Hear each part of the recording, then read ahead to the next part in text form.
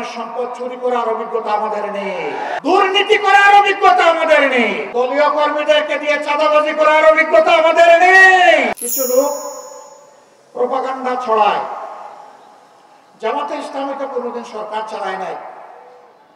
এখন এই সংকটময় মুহূর্তে যদি জনগণ জামাতকে ভোট দিয়ে সরকার গঠনের সুযোগ দেয়, তাহলে তাদের তো অভিজ্ঞতা নাই, তারা দেশ চালাবে কেমনে? হ্যাঁ, আমরা স্বীকার করি আমাদের অভিজ্ঞতা নাই। কোন অভিজ্ঞতা নাই জানেন?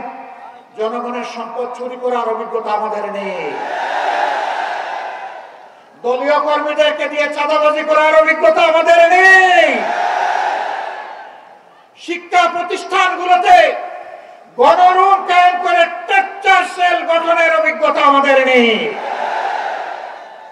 সর্বপর্যায়ে মাথা থেকে পায়ের কথা দুর্নীতি করার অভিজ্ঞতা আমাদের নেই।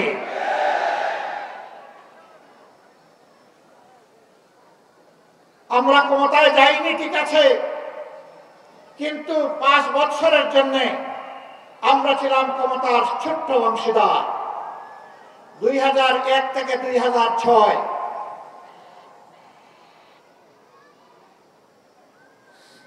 সেই সময় সরকারের স্টিয়ারিং যাদের হাতে ছিল,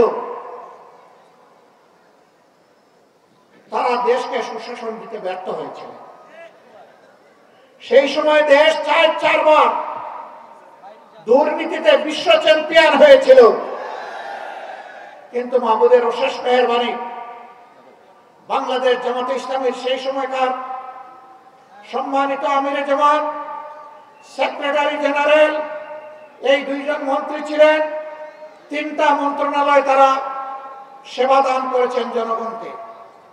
তাদের শাসনামল শেষে অনুবীক্ষণ যন্ত্র দিয়ে, টেলিস্কোপ দিয়ে তাদের কোন দুর্নীতির ষড়যন্ত্রটি ছিল কিনা তা আবিষ্কার করার জন্য বিভিন্ন মহল ঝাঁপিয়ে পড়েছিল। আলহামদুলিল্লাহ, দুর্নীতির একটা সর্ষে দানাও তারা আবিষ্কার করতে পারে নাই। এই 2 মন্ত্রীর 4টা হাতের 20টা আঙ্গুল আল্লাহ তাআলা সম্পূর্ণভাবে পরিচ্ছন্ন রেখেছিলেন। তারা প্রমাণ করেছেন এই 2টার সাথে আরো 10টা মন্ত্রণালয় যদি জামাতে ইসলামের লোকেরা পরিচালনার সেবা দেওয়ার সুযোগ পেতেন, তাহলে 12টা মন্ত্রণালয় একই ধরনের পরিচালিত হতো, জনগণ উপকৃত হতো। তাদের এই সাফল্য দেখে যারা দুর্নীতিবাজ, যারা এই দেশের কল্যাণ চায় না, তারা শঙ্কিত হয়ে পড়েছিল।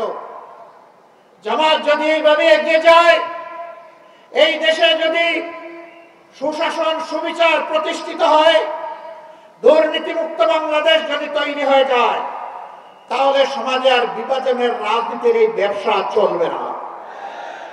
সুতরাং যে কোনো মূল্যে জামাতকে বাংলাদেশের রাজনীতি থেকে অস্তিত্বহীন করে দিতে হবে। তারা সেই ষড়যন্ত্র শুরু করেছিলেন। 15.5 বছর ষড়যন্ত্রের বাস্তবায়নে এমন কোন পদক্ষেপ নেই যা তারা নেননি। কিন্তু